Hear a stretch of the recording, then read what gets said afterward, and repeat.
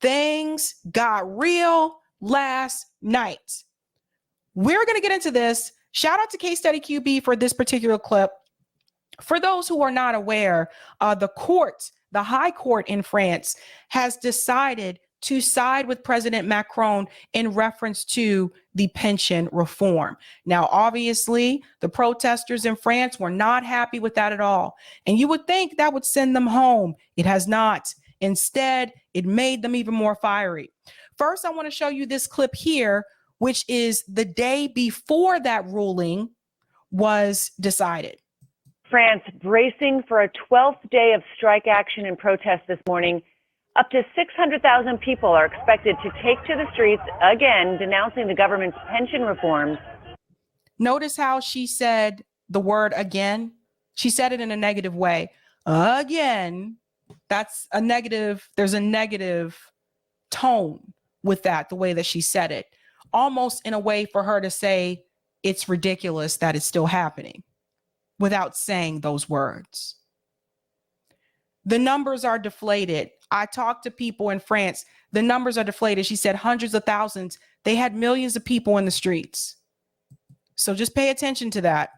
This comes ahead of a ruling on Friday on the constitutionality of the divisive law. That law, to remind you, raising the retirement age by 2 years to 64 years old. CNN's Saskia Van Doorn joins us live from Paris. I mean, compared to the rest of Europe and, of course, the United States, that is a very generous, even that higher retirement age is very generous, but this is something that has really sparked outrage on the streets of Paris. What's the mood in the city this morning?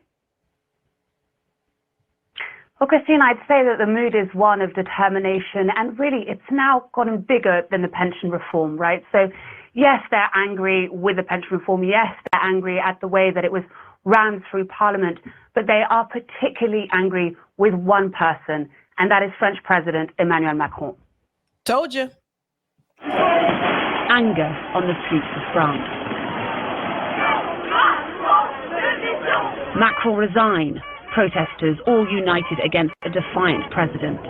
If you want the pact between generations to be fair, this reform needs to be carried out. Pension reforms were a landmark policy of President Emmanuel Macron's re-election campaign, but upping the retirement age from 62 to 64 may have been a step too far for too many. Forcing the bill past one of the two parliamentary chambers, pouring fuel on the fire of popular anger. See, that part should have never happened. That piece right there where he forced the bill in the parliament, that should have never happened. That's what started all of this in the first place. Much of that ire has come Macron's way. Guys, look. Oh my God. Much of that ire has come Macron's way. Now it is really against denunciation of the president himself. I don't think in the history of the Fifth Republic we have seen so much rage, so much hatred at our president. With most French people polled supporting the protests, his approval ratings are nearly the lowest of his two terms, at just 28% in March. It was only worse during the Yellow Vest protests. 4 years ago, popularity at rock bottom, hundreds of thousands in the streets weekly. For Macron, the Yellow Vests protesting what they called economic injustices upset his first term. He now faces a similar risk. Yeah, we have to remember, I've mentioned the Yellow Vest on here before, but we do have to remember that that was also during Macron's term. So here we go again. That's right, .com, 600,000 protesters. Yeah, they're deflating the numbers. If you talk to people in France, they'll tell you. Deficit balancing move slammed by many as tone deaf will face its final hurdle here Friday, France's equivalent of the Supreme Court. It will either rubber stamp it or deem that some parts or indeed the whole thing is unconstitutional, which would be a further embarrassment for President Macron. For the young reformer, pensions were supposed to be the first of several policy revamps, but his crusade of government reform now looks dead in the water. with little hope of energizing lawmakers behind yet more controversial policy rethinks. And his legacy may be even more troubled, opening the door to the far right. The comparison with Barack Obama applies. He is paving the way to the coming to power of a populist leader. And everyone, please listen to what he says here.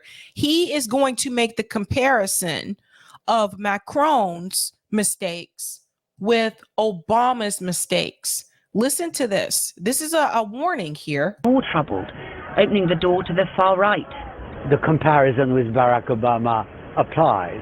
He is paving the way to the coming to power of a populist leader. Did everybody hear what he just said?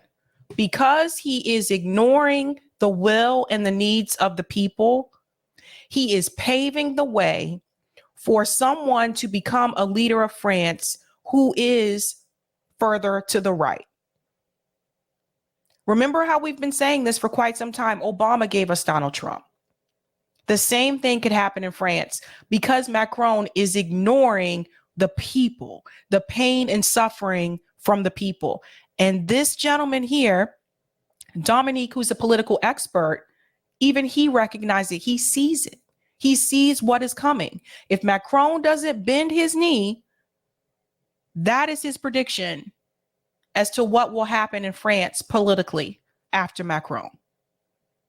The world is watching. Let's go on.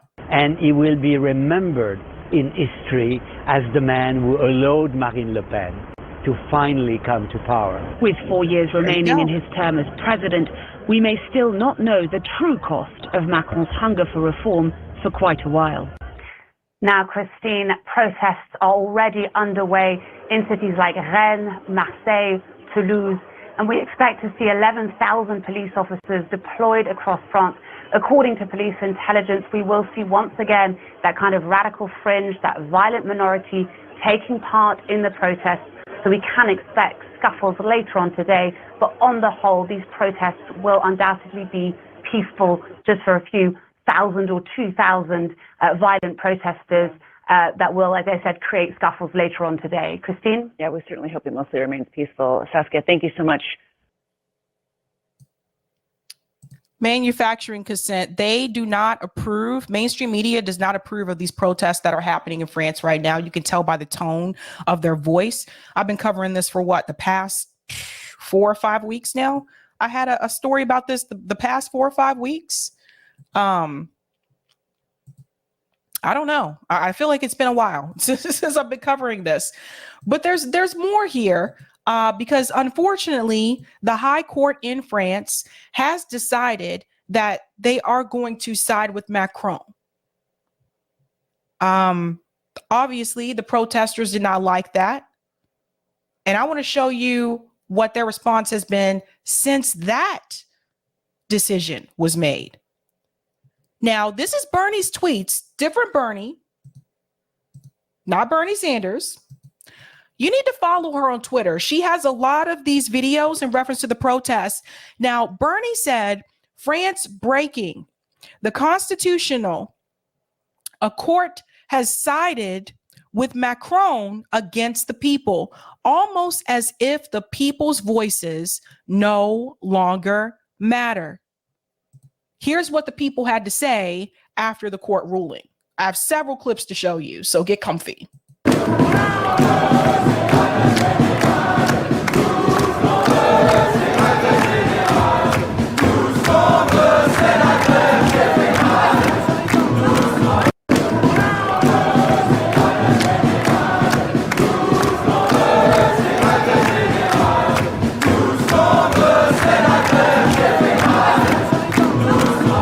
All right, so they're back out in the streets. They have their song. I love that they have their songs during their protests, but there's more. When I told you that France is burning, I meant exactly just that. But it's burning even more now. Now, there's more fires in the streets. The people are just saying, no, Macron, we are not giving in. Look at this.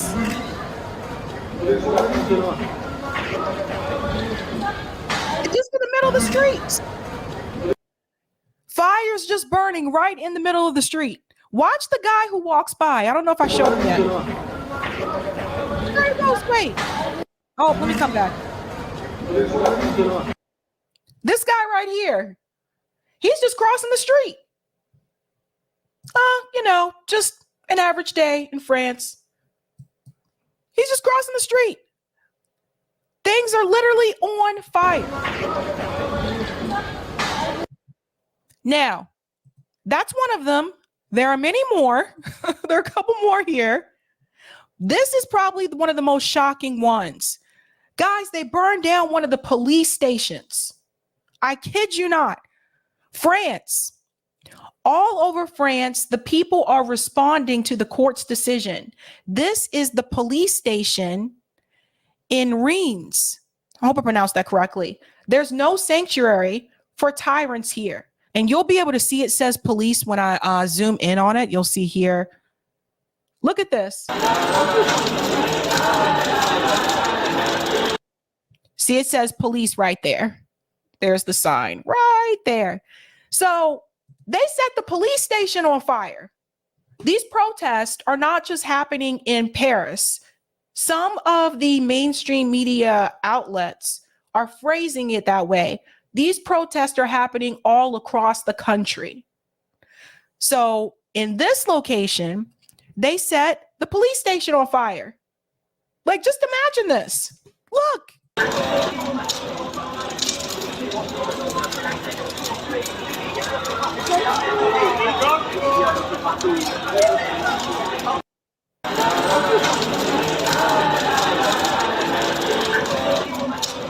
What's the song? The roof is on fire. The roof is on fire.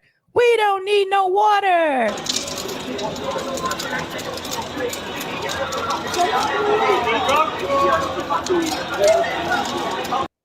I don't know what happened to the police, but their police station is burning down. Like, the people are not having this. They don't care. They don't care what Macron said. They don't care what the high court said. The people are not having it. And they also stormed the LVMH headquarters in Paris. Now, that's Louis Vuitton. I believe that's also Hennessy. All of those are combined. I believe that's LVMH is Louis Vuitton and Hennessy. I forget what the M stands for, but I do know they have that brand together. So now LVMH headquarters in Paris have been stormed by protesters. Fury on the streets the day before the court decision. I told you, they're not having it. They're like, nah, Louis got to go too.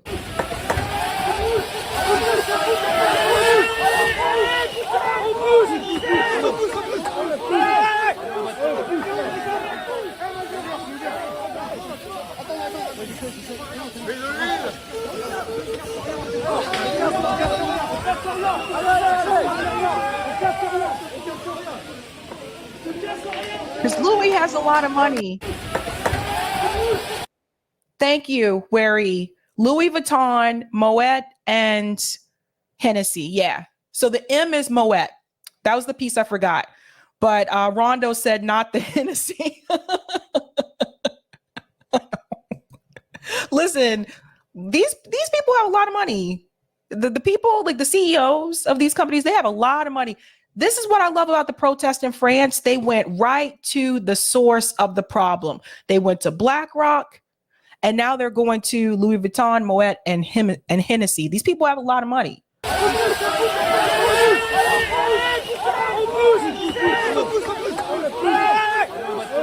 He's got a camera. They're like, no, let us in. We're coming in. Jeez.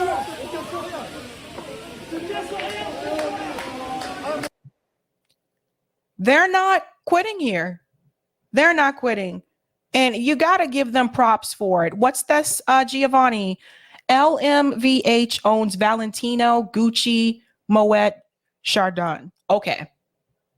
That's good to know. Giovanni, are you in Italy? I think I asked you this question before, Giovanni. I think you are in Italy or something like that. I think that's what you told me. But there's more. But wait, it gets worse. Apparently, Emmanuel Macron was not greeted too nicely when he returned from China. Apparently, one of the protesters lunged at him. Watch this. This is Macron returning. Oh, this is actually in the Netherlands. I'm sorry. A protester lunged at him in the Netherlands. Listen to this. Watch. They'll show a close-up in a second.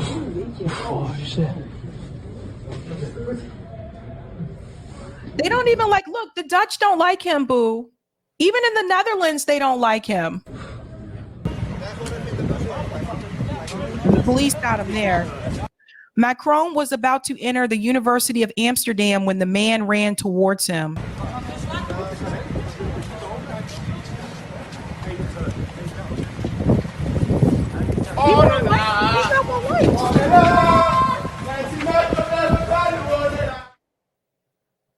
See? So he is not a well-liked individual. I believe it was last year when someone slapped him in the face. I think that happened last year. People are not feeling the Macron. But the French people, you got to give them their props, guys. They are not giving up. And they don't care what the high court said. They don't care what Macron said. They know that they are larger in numbers. Where is it going to go from here? I don't know. I don't know. But if I was Macron, it might be best for him to resign. And you notice in the first video, the CNN clip, they said the protesters were calling on him to resign. I think he should resign at this point. Maybe he needs to step down. I don't know. But because he is ignoring the needs and the will of the people, that political expert was correct. He is making the same mistake that Obama made, and it paves the way for someone on the populist right to come in and win. We got to pay attention. Carrie said, meanwhile, in America, it's crickets, and they changed hours to 67. Dwayne said, Macron is toast. And he's out here telling, he made a good statement recently. I gave him credit for making the statement where he said that, Europe shouldn't follow the U.S. lead in reference to China and Taiwan, and Europe should try to be its own third power. I totally understand that. But at the same time, Macron can't even figure out shit in his own country. And he's trying to tell an entire continent of people what they should and should not do. At the same time, he told political leaders in Africa that they needed to pick a side in reference to Russia and Ukraine. He told them that they need to pick a side in this. They can't remain neutral. So I don't know. He's all over the place. That's why I tried to tell you guys. He's all over the place. I think he likes to listen to himself speak. Oh, man.